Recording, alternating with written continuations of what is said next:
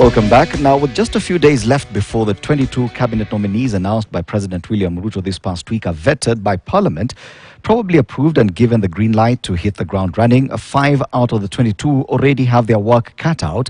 The 5 are expected to immediately swing into action to address, among other things, the ailing economy and the prevailing drought crisis. They include Treasury CS nominee Professor Juguna, Agriculture CS nominee Mithika Linturi, his ESC, ASL and Regional Development counterpart Rebecca Miano, Health CS Susan Wafula, and Energy CS nominee Davis Chirchir. Our political affairs reporter David Mudoka looks at their respective entries. So, ministers. With all eyes on President William Ruto to see how the head of state will fare at the onset of his presidency compared to his predecessors, Ruto's fate is on the hands of some of the 22 cabinet nominees he announced on Tuesday. President Ruto, who has time and again promised to address the most pertinent challenges facing Kenyans as a result of an ailing economy and the prevalent drought crisis from day one, will have to depend specifically on 5 cabinet secretaries once they are approved by Parliament to kick off his presidency on a high note. It is also important that we set up the new cabinet early so that we can quickly take charge of the affairs of our country and begin the process of implementing the plan. One of them is Treasury Cabinet nominee Professor Juguna. The former CBK governor comes at a time when concerns are sky high about the government's appetite for loans. As it stands, the public debt stands at 8.563 trillion shillings, and Professor Ndungu will have to find a way to lower the debt. The Treasury CS nominee could find himself in a catch-22 with the government already in need of money to implement its campaign promises and clear pending bills from the immediate regime that now amount to 500 billion shillings. Ndungu's energy and petroleum counterpart Davis Chirchir also has his work cut out. His comeback to a docket he steered 7 years ago is anything but rosy, following the sharp rise in the cost of power and fuel. He will need to address the rise that is occasioned by the removal of subsidies. To lower energy costs, Chirchir further needs to address calls for the review of the role of independent power producers, accelerate development of geothermal and wind energy, provide legislation to promote development of microgrids, work with the private sector to accelerate the move from fossil fuels to green energy, as well as address concerns about fair revenue sharing between mining companies and communities. Agriculture's Mithika Linturi is another cabinet nominee who could prove pivotal to President Ruto's dream start. To actualize the president's promise of fixing the agriculture sector, the former Meru senator will need to find ways to address the biting starvation that is ravaging up to 3.1 million Kenyans, further address a rise in cost of food that has sent inflation to levels last seen over 5 years ago, solve the dwindling local production of food occasioned by drought, as well as bring down the high cost of farm inputs amid the likelihood that it could go higher with the scrapping off of subsidies. As a government, we are focused to increasing agricultural productivity that will lead to increased supply and eventually lower food prices due to the forces of supply and demand. Linturi will have to work closely with his ESC, arid and semi-arid lands, and regional development counterpart Rebecca Miano, who appears to have her hands full within the country and without. The 5th CS nominee with a crisis to solve is Health Susan Wafula. She takes over at a time when a majority of Kenyans are burdened by health costs. Her entree includes the rollout of a publicly financed healthcare, ensuring over half of the dormant NHIF members reactivate payment to enjoy insurance services, ensuring public hospitals are fully equipped with drugs, beds, and doctors, establishment of level 6 hospitals in 6 new sites as promised by President Ruto, as well as setting up of a national fund for chronic and catastrophic illnesses, as well as injury costs not insured. The Health CS nominee is also expected to midwife Ruto's promise to employ an initial 20,000 healthcare workers and gradually employ more. But the Ebola outbreak in Uganda offers a more pressing challenge. As per the presidential plan in the manifesto, that they will employ 20,000 healthcare workers. If there's a time that we need this to be done, it's now. But first, all 5, as well as the other 17 CS nominees, must pass the parliamentary test that comes in a few days. We shall direct our MPs to withhold approval of those who do not meet the Chapter 6 threshold. David Muthoka, KTN News, Nairobi.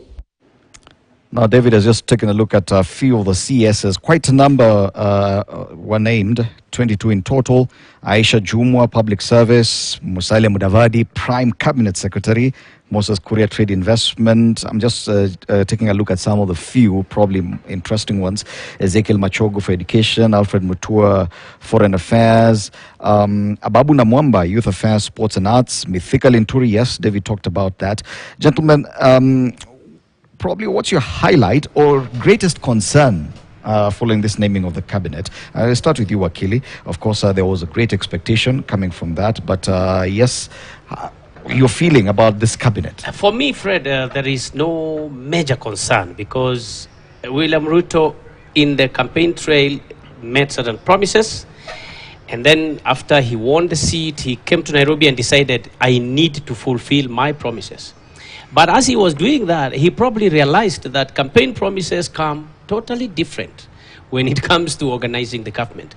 Because if you talk about people like Modhama, people like Ndi, who are missing in this list, I mean, people like Ndi, he's an economist who is revered all over around here, and he was still left out. So I tend to think that the hustler notion of this is what we shall do, which is finding its way through the likes of Jumwa and all that, must not be carried. The campaign mantra can never be carried now to organization of government. If you look at the promise to have 50% female join the government through CSS, this has not happened. So it is a slightly different, not slightly, in fact, it's a totally different thing to say something in a campaign trail. And fulfilling it, we expect Ruto to fulfill at least a quarter of his promises. That would be enough. But if, as a hustler, you would think that at least half of the promises should be fulfilled, I think that is very wrong. Coming to these particular individuals chosen, if you talk about balancing power and regions, and Fred, you said something like some of the interesting ones, and you mentioned Machogu, the people from where I come from might lynch you.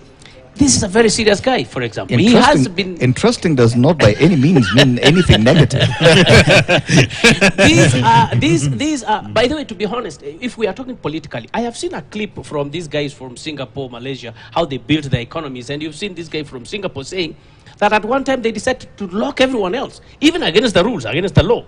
If a president comes up and actually decides this is why I'm taking the country, don't talk to me about they have cases in court, they are not so good, they are like this, they are like that. He has a place he's going, and the rest of us who are not going there really, he says we were paying patronage, we were loyalties, who is coming from royal house, who is not. He's trying to move away from that. So I think we have to cut him a slack and say, let him lead. So all these people he has chosen, according to me, the question will be, will they help him cut on, will they help him on saving, will they help him cut on spending, government spending and all that? Are they, poised to be the people who can meet William Ruto's agenda? And that is where members of parliament must be keen to assist the president to ensure that okay, fine, this 22, apana, these 3, no, we will not agree. But if you try to bring this now, notion of, you should do this, or, the opposition now, coming with some kind of talk, I think it's too early. William Ruto needs 100 days to fulfill his dreams, and his promises are not bad, actually. Let's see. Once he has failed, at least in 100 days, then we can now start to say, oh, no, he promised what he cannot deliver. Back in 2013, Deputy President Ruto then and the President William Ruto embarked on this project of ensuring that members of the cabinet were purely technocrats vis-a-vis politicians. Now it appears that William Ruto as president is going back to having a heavily political cabinet. Does it mean that the project failed in having technocrats run government ministries? Well, I don't think it really means that the project failed, because part of what this government is inheriting is a very solid investment in infrastructure. You know, if there's something they're not going to be worried about, it's the infrastructure that has been put in place. If you look at the things they're talking about, it doesn't worry them, you know, where the money is going to come from to build roads, build hospitals, because that is already in place. So that succeeded. But I think the concern has always been, having walked the political journey, you probably have developed, you know, an agenda for the country. And by the time you get to win the presidency, the only people who understand that better are people who've worked with you. And I can tell you, it's fairly difficult to understand a politician unless you've worked with that politician. So if you get more technocrats who don't understand, you know, the political journey and the vision that you have as a political leader who assumes the presidency, I think they'll be so bureaucratic, and they will have less of that political acumen to steer you forward. And again, I think this is very interesting. These are politicians who are coming from the political world, but then they'll have to cede their position. So they'll technically become leaders. They can't morph into technocrats all of a sudden. But I think offering that leadership, working with technocrats in these ministries, is something that any politician who is shrewd would think of. Don't look at greenhorns from the private sector, because I mean, back during Moi's time, the dream team failed, but they were purely technocrats. So you'd understand what the president is looking at. But I think there are certain concerns that are very germane, and three of them that I think Kenyans need to exercise their minds on is the promises that the president made about the 50-50 gender parity. If you look at the constitution, including the advisors, it is 28. It doesn't even meet the constitutional threshold of 2/3. So, I mean, the constitution as it is right now, it only has 28 of one gender, you know, and then the rest, of course, the dominant gender is the male gender. So that's one of the concerns. So what does it say about the promises that he made? Before we even go to the substantive promises that he made, that there is one that raises concern, which is the threshold. And then number two, is the question of integrity. I mean, we will not run away from that. I know it was a difficult situation for the president, because he has loyalists who've worked with him. Some even risked their political careers to support the president. He has become the president. So he had a choice of either leaving them or having them in cabinet. I think they didn't give him the option of being out. You know, I'm not the president, but I think if I was the president, or if I was advising the president, I would have told him, for your first government, what you probably need to do, start from a clean slate. These are your loyalists, they can still work with you, and you have 5 or even 10 years. They can come in at some point, but let them clear their names. You know, the issue with the law and integrity is very simple, that integrity cannot be legislated. But where integrity and the law are pitted together, the law will win, integrity will suffer. And that is what has happened. That if, and by all means, they are going to be approved by parliament. Once they do, the law will succeed, because you cannot say that someone is guilty because they've not been charged in a court of law. But if the law succeeds, it is Chapter 6 that is going to suffer. And what we've done, if these guys become cabinet secretaries, is a continuous mutilation of Chapter 6. And it is unfortunate that that is happening with a government that came into power with a very popular mandate. And then lastly, I think for me, the last critical thing is the question of, you know, the way the president has been speaking, it seems like he will give, you know, different cabinet secretaries, you know, a framework on how to work and all that. But my thinking is the president ought to be focusing on the big picture, so that it is these guys who fit into the big picture. How do they contribute into that big picture as cabinet secretary? I think that has not been articulated. And then the biggest concern is these guys might be understanding the president, they might be loyal, but there are some that you look at their development track record, you look at their academic credentials, you look at how they've packaged themselves as leaders, and you're thinking, for them to build into the president's big plan would be a tall order. Well, some of those plans may be purely political. Fred, please, yes. Before you bring my brother Mokwa, briefly, yes. Just don't you think that William Ruto is trying actually to do it differently from the way Raila did it, for example. Because every time after elections, complaints were you are not keeping your promise. So I think Ruto has kept his promise. He has said, okay, we agreed, you join me, we will go ahead. And he has done exactly that. Yes. I think the people who can help him now. And I do appreciate that. Yes. I think the people who can help him will be members of parliament if they stick and say, we will not allow our government to have some color. That will help the president. Of course, definitely it was a delicate balance, trying to repay or reward loyalists vis-a-vis strike a regional balance. What was your highlight coming from this? Because I don't want to give you ideas or even concerns. Yeah. Please don't give me ideas nor concerns. However, Owila said something that assaults the rule of law and order. A number of the nominees may have criminal cases, but any lawyer understands it's law 101. You are innocent till proven guilty. There's even a precedent. What about perception? 2013. Now, perception is a moral issue.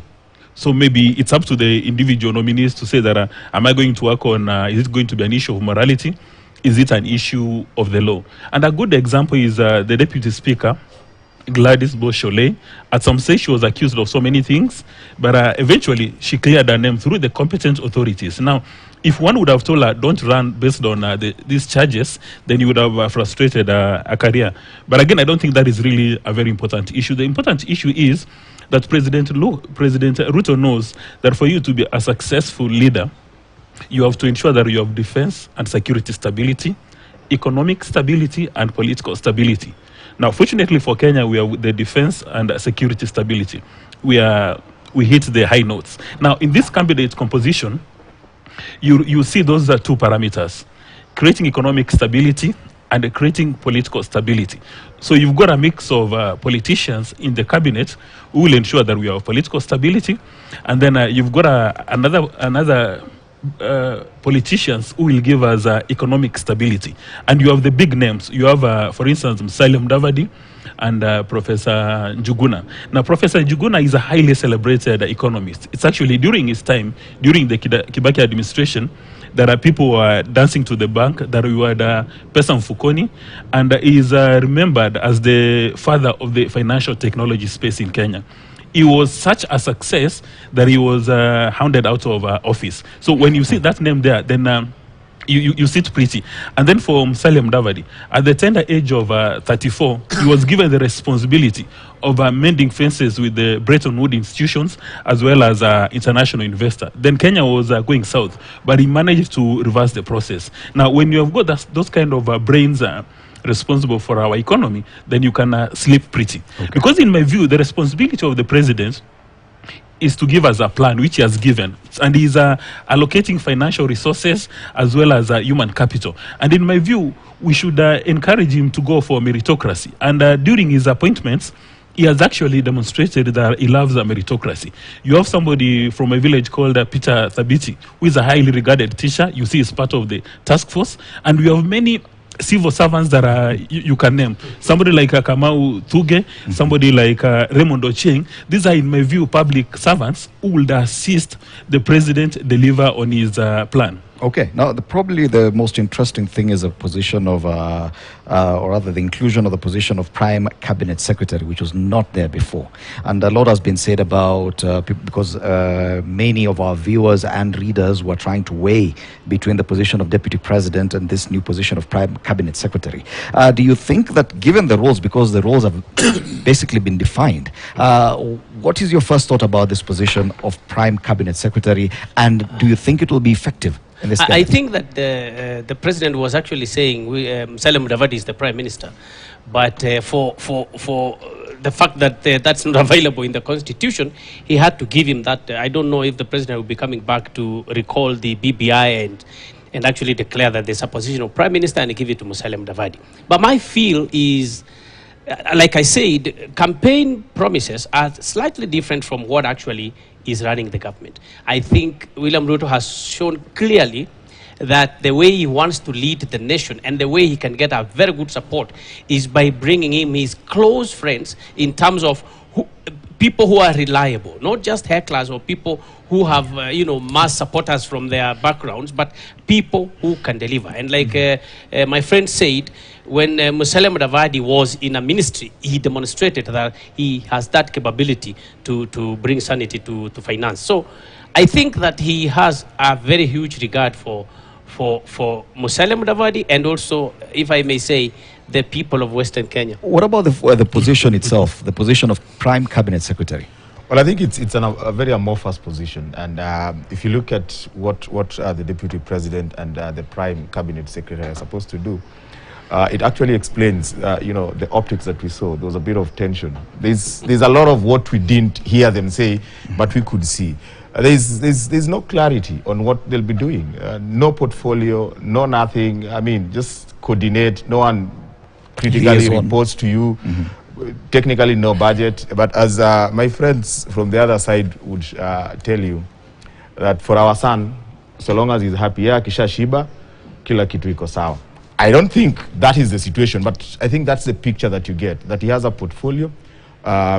He has no portfolio, but he'll be coordinating people who have substantive portfolio. Do you, for example, foresee a problem between those two positions, Definitely. Prime Cabinet Secretary and the Deputy President? That one is something that we will see. We will see some rank and acrimony between those two offices, a bit of overlap. And it's not because of the people who've been appointed and because of the constitution of this government. It's because there's a politician will always want to exude power and have influence.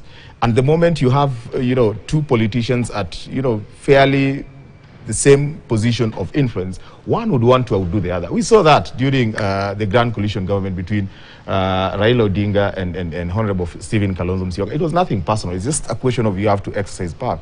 But I think for me, it's also, speaks well of the president. There are things he promised, he has given, it's only fidelity to promises is a virtue that leaders have to inculcate.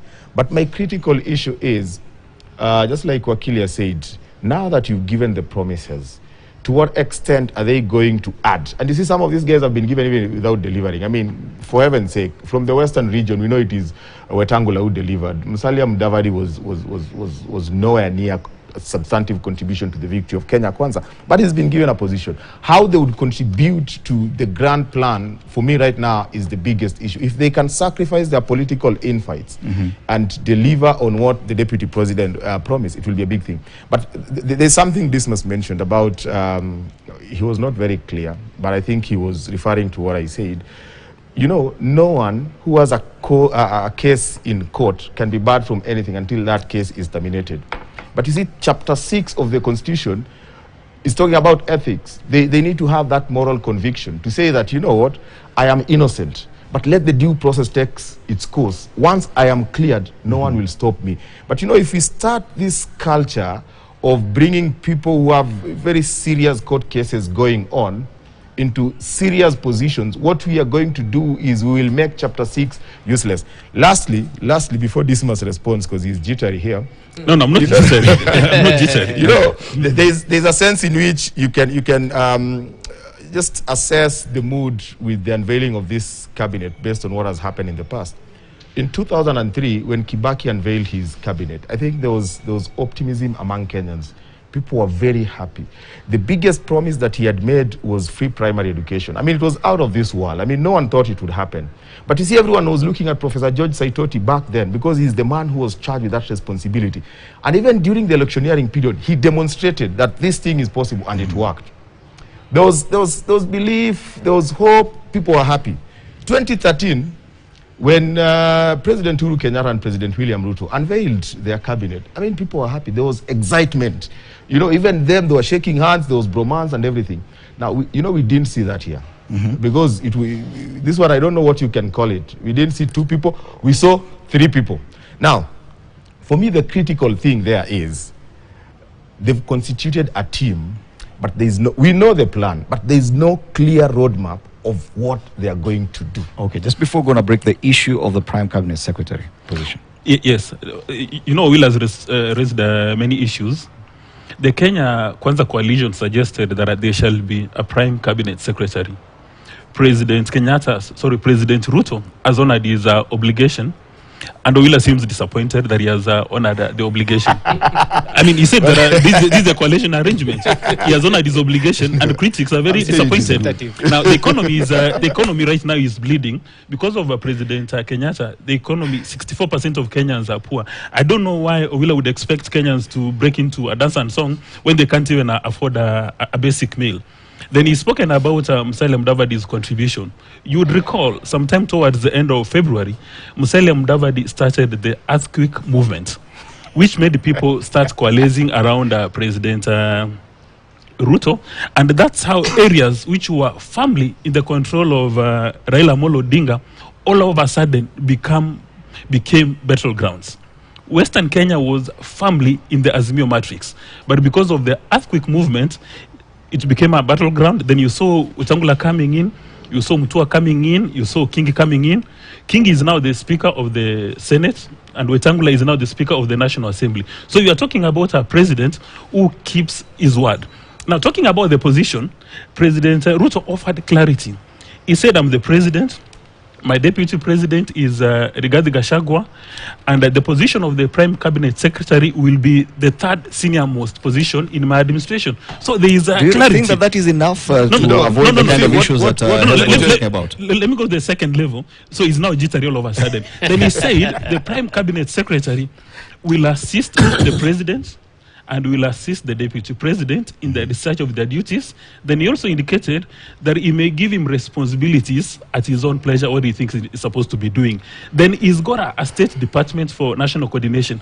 I don't know why people are fixated that for you to be an effective leader, you must have 10 principal secretaries with 50% of the budget. I don't know why people are fixated with that. Okay. Yes. Let me tell you, this doesn't need to worry. I mean, whether these guys have a harmonious relationship or not is not an issue. The issue is, will they deliver? And I can tell you, for them to deliver, they don't have to be cozy with each other. There's no problem if there'll be some sort of rancor here and there between the chief cabinet secretary.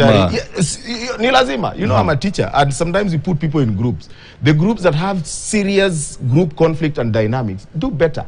So we don't expect them to be buddies, that every day they shake hands. And we expect that there'll be some push and pull here. They would try outdo each other. They would try, do the best for the president, because that is what will work for Kenyans. But let us be honest to Kenyans. When you tell us that the treasury, and I have a lot of respect for the nominees, in their individual capacities as political leaders and what they've done in the past. So you look at Dr. Ndung, Professor Ndung, for instance. I like what this man said. It is in the public domain. He did very well.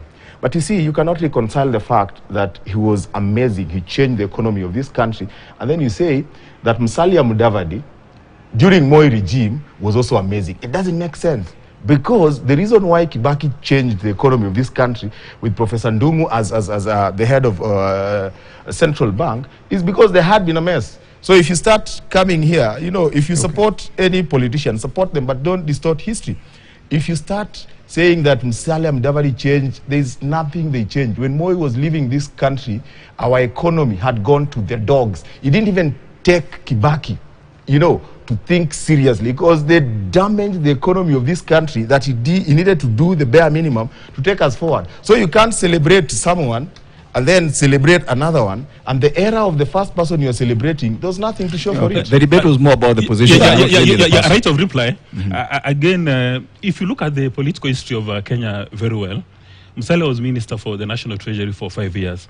When he was tapped to be the Minister for the National Treasury, Kenya had a horrible relationship with the Bretton Woods institutions, with the international partners. In fact, is the one who assisted restructure our debts, and is the one who created a good environment. And any ministries where he's worked, when he was in agriculture, when he was in ICT, he liberalized the sector. He was also in local government. In fact, when you talk about the forex market, he takes credit. So I understand that some people may be bitter about this role. Maybe the expectations have not been managed. Let's allow Akili to end this debate. In their misery. I don't know why they're actually making Mudavadi to be on the spotlight. He was appointed like any other, and as I said, probably William Ruto did a very tough balancing act.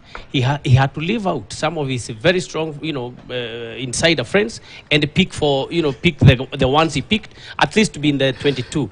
I have seen today's Nation saying that probably UDA is preparing for a one-party rule type of government. So maybe there will be another form of BBI so that everybody else can belong to a government of national unity. But it is too early to start putting anybody on the spot. Okay. Time for the second break. When we come back, we'll be discussing the issue of degrees for governors. This past week, the court declared that requirement unconstitutional. But that after the break.